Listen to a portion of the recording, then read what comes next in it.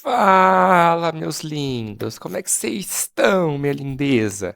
Bom, hoje eu tô aqui pra trazer um manhwa que eu gosto muito, que eu tô gostando muito de ler, tá legal? Que é do mesmo criador de Solo Leveling, que é O Retorno do Herói de Classe Desastre. A gente vai ver aí um protinha que já começa muito overpower e que ele fica ainda mais ao longo da história, tá legal? Vamos acompanhar aí uma baita história de vingança muito boa. Então, vamos dando uma olhadinha aqui. Mas bom, vamos logo, vai, para essa primeira parte desse manhwa delicioso. O profeta falou.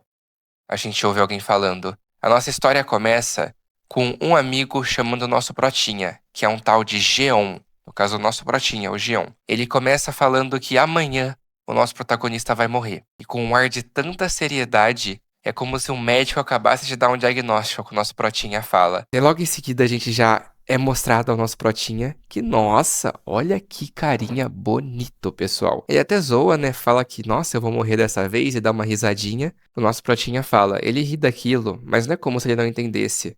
Porque a missão que ele tava era crítica pra humanidade. A gente vê esse quadro, que dá até uma tristeza, nossa, é a rua toda lascada, com os jornaizinhos contando como alienígenas estão dominando totalmente a Terra. E nesse momento já vem o Prota, né, se apresentando. Falando que o nome dele é Legion e que o rosto dele pode estar inteiro ferrado, mas que ele era um dos 13 despertados do símbolo do zodíaco, os símbolos que representam o mundo. E eles todos estavam se preparando para atacar a Torre do Demônio, a base de todos os invasores da Terra. Ele não se importou com a profecia da morte dele, não deu a mínima, porque as profecias do amigo dele sempre eram erradas. E nesse momento já corta pro Protinha falando pra eles irem caçar o olho vermelho e ele nessa cena muito braba com a espadinha na mão, tá legal? E ele pensou que voltaria hoje depois de vencer. Entretanto, já corta pra uma cena de jornalistas perguntando por que voltaram só 12 pessoas. Certamente o número de pessoas que entrou na Torre Demônio foi 13. Uma pessoa não voltou. Aí esse barbudo safado fala que Ji-Heong, o 13º, escolheu voluntariamente morrer. Que aí, ó, Lee Jeong, 13º, se sacrificou pela humanidade. Nós superamos um grande obstáculo, mas o preço foi alto. Nós vencemos a batalha, mas o preço foi muito alto.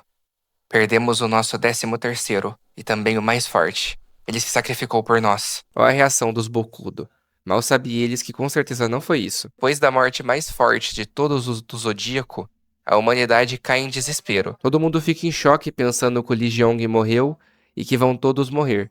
E que eles têm que todo mundo fugir. O Barbudão aí já manda não temam, tenta farmar uma aurinha e fala que eles vão se encontrar na terra restante e não vão deixar que a morte do nosso prota tenha sido em vão. E promete, né, aniquilar cada um dos inimigos restantes e fala que os 12 que sobraram vão seguir os passos do nosso prota. E que, por favor, por enquanto, é pra terem fé nele. Um baita discurso, o pessoal sorri, né, todo mundo levanta a mão, super empolgado. E até aí, a história de um lindo sacrifício de um herói.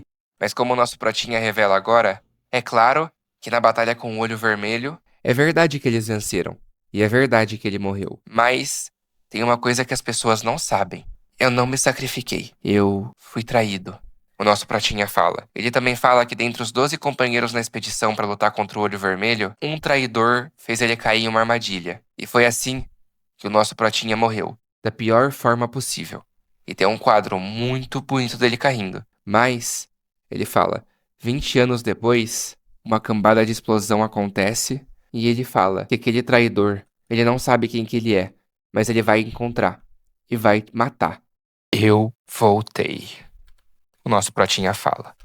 Dentro de uma lojinha de chicken, que eu sinto que eu já vi em algum lugar, tem uma baita galinha zona assada e tem uma pessoa falando que um carinha vai morrer amanhã. A gente não sabe quem é ainda, com essa cara bem séria. É descoberto que ele é o santo de Sagitário, ele é o Hugo Waters. Daí o cara, né, pergunta porque o Taeksu quer tanto que ele morra, que é esse carinha. Ele fala, é porque eu tô comendo 2 coxinhas de frango, né? E esse cara não é feio não, pô. Tá bem bonitão. Ele é o 13º despertado, o Ligan. Ele fala que entende a preocupação, mas que ele não vai morrer, que a quantidade de calamidades que ele matou é muito maior que todos os santos combinados. Aparentemente, esse cara é o brabo, tá legal, pessoal? Demonstra o santo pensativo aí, ó. Daí rola um prólogozinho falando Torre do Diabo, o lugar em que a maior calamidade aniquilou as vidas da humanidade. Tudo isso começou no século XX. E daí tem esse quadrinho bem bonito. As calamidades apareceram do nada e encurralaram a humanidade com um poder esmagador. E assim, os humanos foram engolfados pelo caos e terror. De repente, 12 deuses disseram que são deuses e se manifestaram.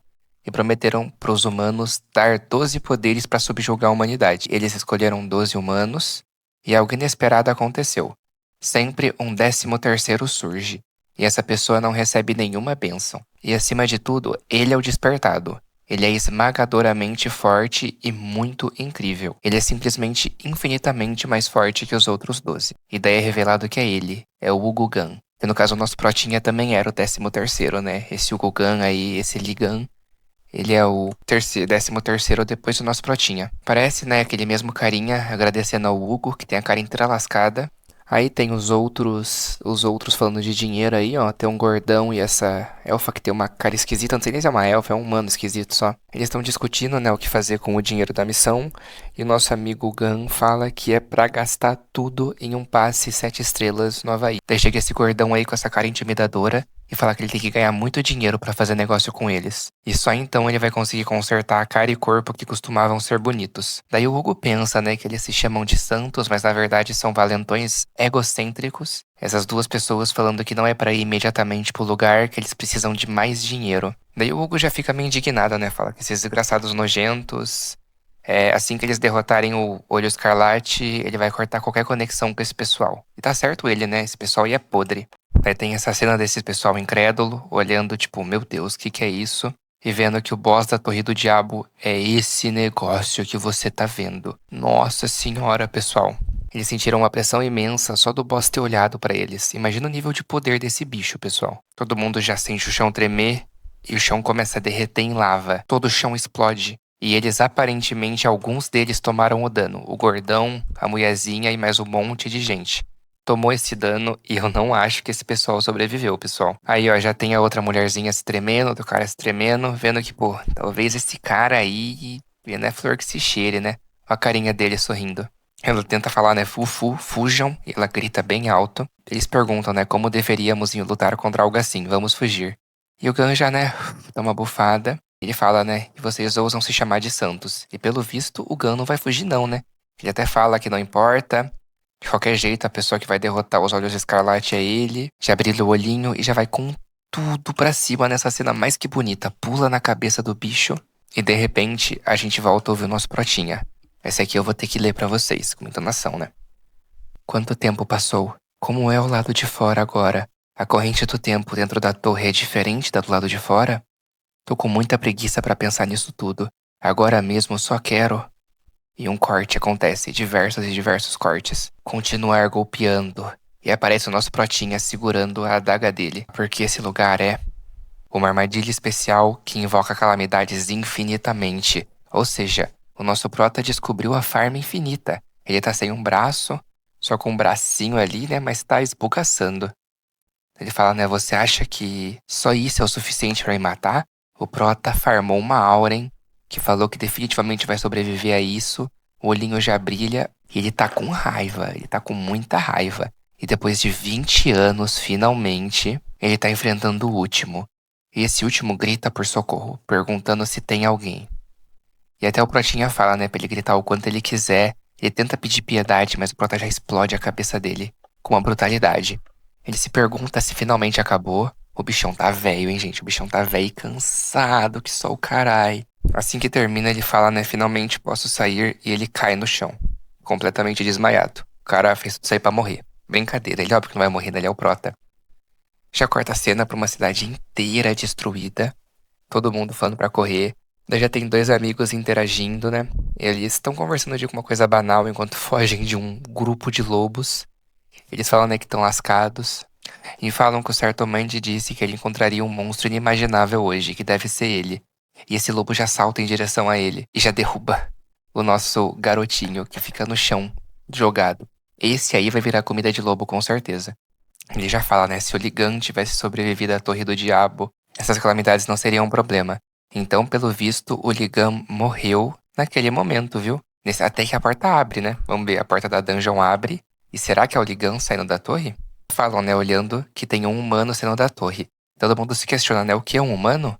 E de lá se revela o nosso Protinha, reclamando que apunhalaram ele pela costa. Muito puto. Fala que vai matar todo mundo.